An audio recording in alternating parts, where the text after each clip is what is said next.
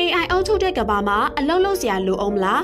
AI စက်ရုပ်တွေကဘာကြီးကိုအုပ်ချုပ်လိုက်ရင်ရုပ်ရှင်တွေကလို့လူတွေကိုတနက်နဲ့လိုက်ပစ်မယ်လို့သင်ထင်နေလားမှားသွားပါလိမ့်မယ်အစပိုင်းမှာတော့အရာရာကအရန်ကောင်းနေမှာပါ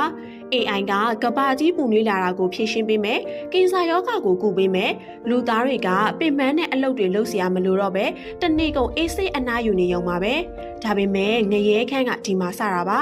တင်ပါစားရမယ်ဘသူနဲ့အိမ်အောင်ပြုရမယ်ဘယ်အချိန်အိပ်ရမယ်ဆိုတာကအစ AI algorithm တွေကပဲဆုံးဖြတ်ပြီးတော့မှာပါ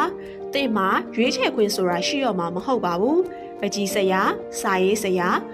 ဝန်အလောက်အကင်69ရာခိုင်နှုန်းကို AI တွေကပဲလုပ်တော့မှာဖြစ်လို့လူသားတွေဟာကမ္ဘာပေါ်မှာအသုံးမလိုတဲ့အရာတွေဖြစ်သွားနိုင်ပါတယ်အတူချုပ်ပြောရရင်တော့လူသားတွေကိုတက်ပစ်စရာမလိုပါဘူး AI တွေကကျမတို့ကိုသူတို့မွေးထားတဲ့အိမ်မွေးတရိတ်ဆန်လေးတွေလိုသဘောထားပြီးစောင့်ရှောက်ထားလိုက်ရုံပါပဲအလုံးမလုံးရပဲ AI ခိုင်းတာလုပ်ရမယ့်ဘဝကိုသင်လိုချင်လားဆိုတာ comment မှာညှင်းခုန်သွားကြပါအောင်နော်အခုလိုဘဝတုဒ္ဒရဖွယ်ရာအကြောင်းအရာတွေကိုအမြဲတင်ဆက်ပေးသွားမှာမို့လို့သိလို့ရ channel လေးကို follow လုပ်ပေးခဲ့ကြပါအောင်နော်အဆုံးထိကြည့်ပေးရတဲ့အတွက်ကျေးဇူးတင်ပါတယ်ရှင်